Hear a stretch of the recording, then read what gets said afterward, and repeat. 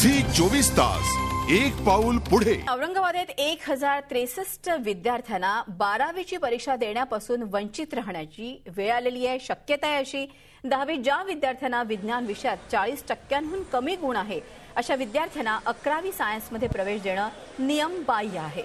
मात्र असं असतानाही काही कॉलेजेसने या विद्यार्थ्यांना 11वीत प्रवेश दिला आणि या विद्यार्थ्यांना यंदा 12वीच्या परीक्षेलाही बसवलं। मात्र महाविद्यालयाच्या या चुकीमुळे आणि बोर्डाच्या गलथान कारभारामुळे विज्ञान शाखेचे 1063 विद्यार्थी आता अडचणीत येण्याची शक्यता आहे। या निमित्तानं अनेक प्रश्न उपस्थित झाले आहेत। महत्त्वाचा म्हणजे जर असा नियम होता तर संबंधित कॉलेजेसना आणि विद्यार्थ्यांना या विषयाची माहिती होती का, आणि माहिती होती तर बोर्डानं या सगळ्या गोष्टींकडे वेळीच लक्ष का दिलं नाही, आणि तसंच आता परीक्षा तोंडावर आल्यावरच बोर्डाला या नियमांची आठवण कशी झाली असे प्रश्न उपस्थित होत आहेत। चूक महाविद्यालयाची आहे।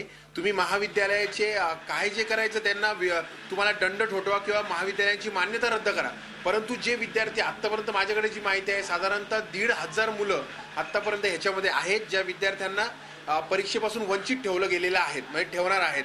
तर माझी एवढीच मागणी आहे या संदर्भात, विद्यार्थ्यांना परीक्षा देऊ द्या आणि महाविद्यालयांवर कारवाई करा, कारण की त्यांनी पैशासाठी हा सर्व व्यवहार केलेला आहे। स्वतः इथं परिपत्रक दिलं आहे की अशा प्रकारचे प्रवेश 40%च्या कमी असलेल्या विद्यार्थ्यांना प्रवेश देऊ नका, पण तसे प्रवेश दिले आणि प्राचार्यांना अद्याप ते कुठल्याही प्रकारचं मला काही एक सांगितलेलं नाही आणि आज शेवटच्या क्षणी आपण त्या विद्यार्थ्यांचे फॉर्म रिजेक्ट केलेले आहेत। झी 24 तास एक पाऊल पुढे।